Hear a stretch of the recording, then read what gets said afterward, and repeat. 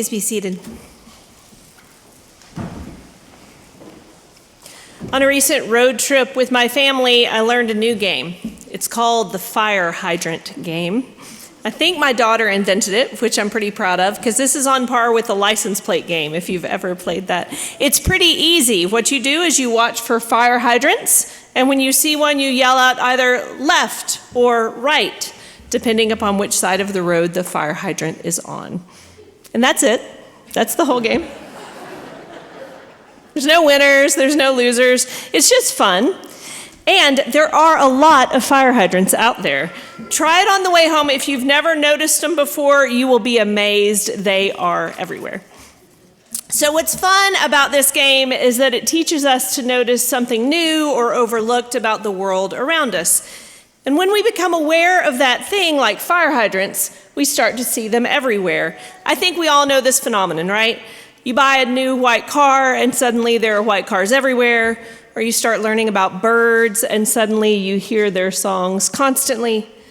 It's not that those things were not there before, it's just that we did not notice them. It even has an official name, the Bader-Meinhof effect. Who knew? But I think it's fascinating that when we turn our brain towards something, we become interested in something, when we start listening and seeing with a certain focus, well, then we actually hear and see things differently. Isn't that amazing? Our whole perception and experience of the world changes. We see this in Samuel in our reading today. So let's go back to his story a little bit. Here's a man, Samuel, who from a very young age has been learning to play a version of the fire hydrant game. Stay with me. Instead of looking for fire hydrants, Samuel is becoming acutely aware of God's voice and guidance. And so his whole perception of the world has changed through the years. You remember that story as a young man? God had called Samuel in the night, and Samuel had to learn to see, to recognize, to name the voice of the divine. Samuel, Samuel, God says. Samuel doesn't at first recognize that voice as God's. Samuel, God says again, nothing. It's not till the third time when Samuel, with the help of his teacher, finally starts to recognize and name the voice of God so that he can reply, "Speak to me, Lord, for your servant's listening." And with this, the game begins between Samuel and God. Just like playing the fire hydrant game where we're able to pick out the fire hydrant from all the visual noise around it, so too Samuel is able to pick out God's voice and God's guidance from everything else around him, because his mind is tuned into the sound and the frequency of God's presence. It takes time to learn this skill. And later, when Samuel's an adult, God asks him to find a king for the nation of Israel. Well, Samuel can see Saul and find him in the middle of all the chaos of the world. When Saul doesn't work out so well, Samuel can then see the promise in a young David. That's what we just heard in our reading today.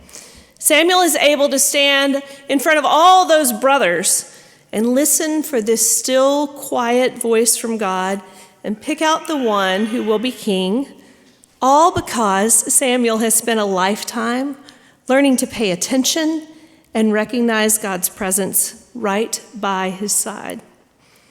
The reading said that Samuel has learned to see how God sees, not based on outward appearances, but by looking at the heart.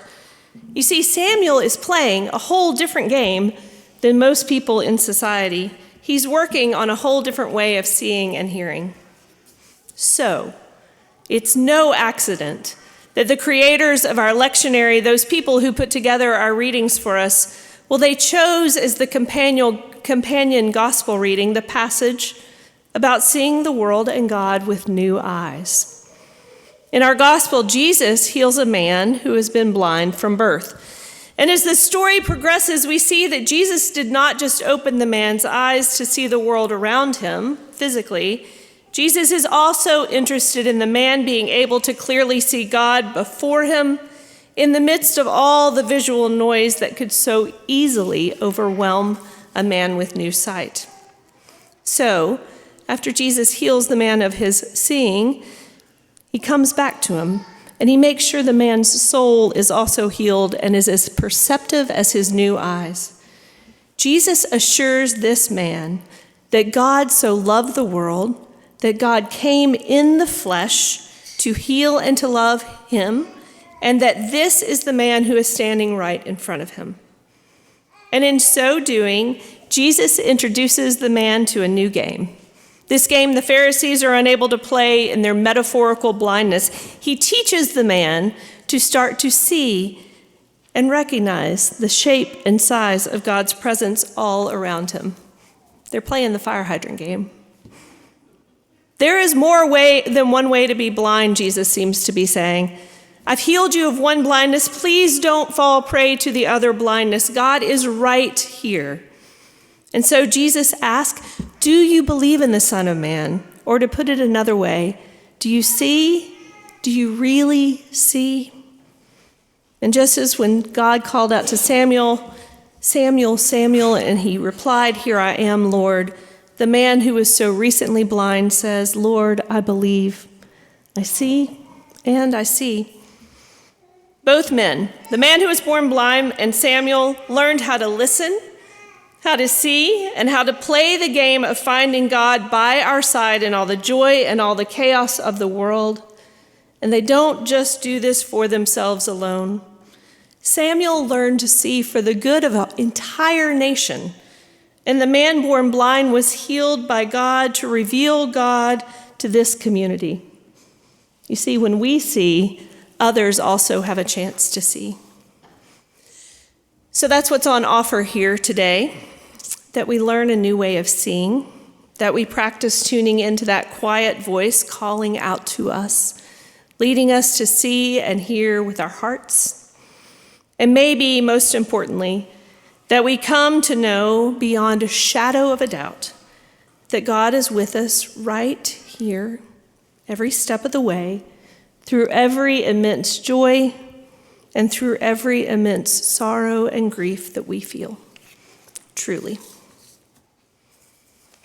So, on the way home, let's try out that fire hydrant game. You will have fun, I promise. And then all week, how about we try this together as a community? Try to see the world with those new eyes. Just try to see the shape and the size, to learn the sound and the frequency of God's presence all around us.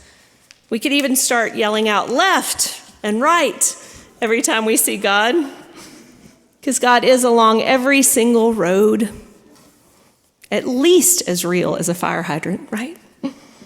When we do this, our sight will be clear, and we will see God.